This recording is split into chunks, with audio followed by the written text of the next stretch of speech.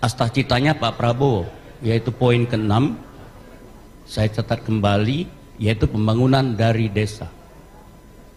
Jadi kampung saya ini bisa saja mewakili Indonesia. Kampung saya itu ada kopi sekitar 55.000 ton hasilnya setiap tahun, dengan lahan yang luas. Satu pohon menghasilkan 1 kilogram. Vietnam satu pohon 10 kilogram. Ironi kan? Ironis. Lahannya kecil tapi dia kopi nomor 2 di dunia. Nomor 1 Brazil, ini informasi untuk Pak Hatta. Nomor 3 Indonesia, nomor 4 Ethiopia, nomor 5 Kolombia. Tapi lahan kita luas, cuman menghasilkan jauh daripada Vietnam. Kedua, kita kan nikmatin beras impornya Vietnam kan? Dia 7 juta ton ekspornya ke seluruh dunia. Ke Indonesia lebih kurang 1,5 sampai 2 juta ton ke Indonesia. Di Indonesia per hektar sawah hasilnya 1 ton. Di Vietnam 10 sampai 14 ton. Itu semakin ironi. Saya ingin menjelaskan begini. Iklim Vietnam dengan Indonesia itu tidak ada beda. Musim hujan, musim kemarau. Orangnya sama. Kenapa Vietnam berjalan demikian cepat ini? Dia konsisten dengan kebijakan Doi Moi yang disebut reformasi. Kita gagal konsisten mempertahankan kebijakan reformasi. Nah, inilah tugas Prabowo. Dia mengawal cita-cita reformasi itu sebetulnya sama dengan astacitanya. Tidak ada beda. Termasuk pembangunan dari desa. Sama dengan konsep saya menata kota, membangun desa.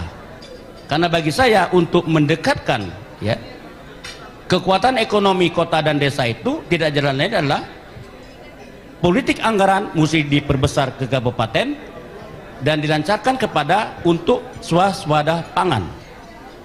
Di kampung saya, Pak Nasir, Pak Saganda, ada potensial sawah 40.000, ready-nya 22.000 hektar, tidak berfungsi, hanya berfungsi 10%. Kenapa?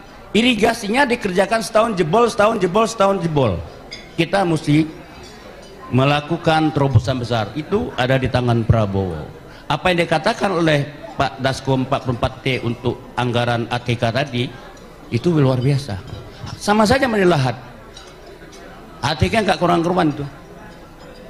Pak Muat, kalau istilah saya, kontraktor bangun pagi rusak malam, Pak. Ya, begitu lihat hanya pasir aja dia perper. Itu yang saya bilang itu bisa 65% hilang. Bisa 65% hilang. Dan itu bisa dibuktikan. Kenapa kita selama ini berputar-putar dari lingkaran setan kemiskinan itu, vicious circle itu? Karena memang ada elit tidak komitmen, tidak konsisten dengan kebijakannya. Dulu ada politik benteng, disabot, gagal. Kebijakan ini oleh Pak Sumitro menterinya, betul kan? Tapi gagal nggak lama, maka timbul istilah dapat SK apa namanya SK proyek dijual ke Baba, Ali Jog Baba, timbul istilah Alibaba, betul? Alibaba. Nah sekarang juga begitu, zaman Orde Baru, Ali ambil, Baba dapat untung. Nah, Prabowo genetiknya Profesor Sumitro, dia ada bakat untuk mengembalikan strategi nasional itu kepada kebijakan pro rakyat. Gak ada jalan lain. Karena Pak Sumitro itu satu. Kedua, ini kelemahan Indonesia.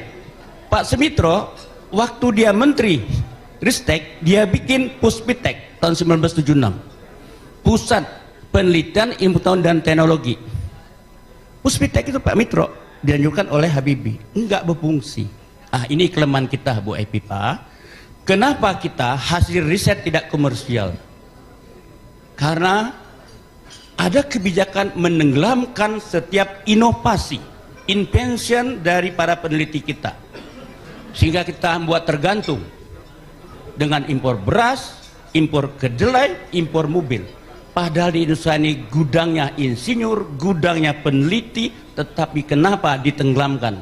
Puspitek. Puspitek itu apa ya?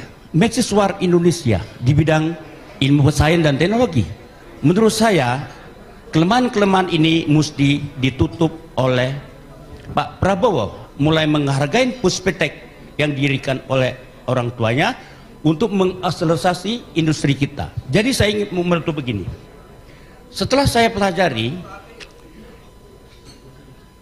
revolusi industri itu dimulai dari invention, penemuan-temuan.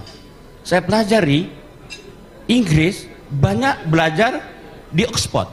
Oxford berdiri tahun abad 11, Cambridge abad 13 kemudian setelah dia pecah dari Oxford.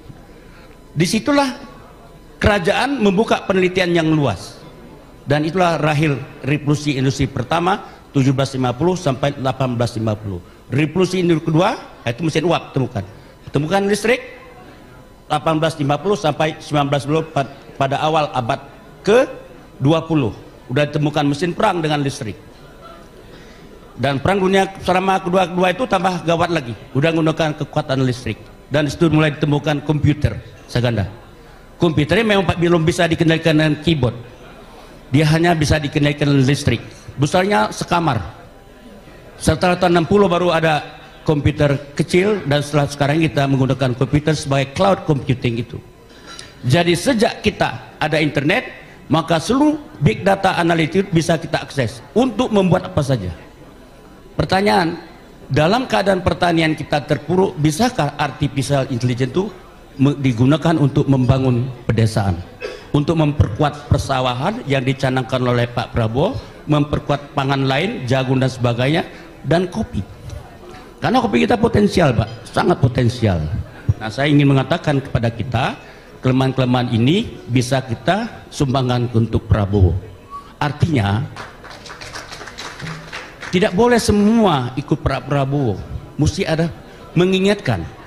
Pendidikan penelitian mesti bagian dari masa depan bangsa Indonesia. Assalamualaikum warahmatullahi wabarakatuh.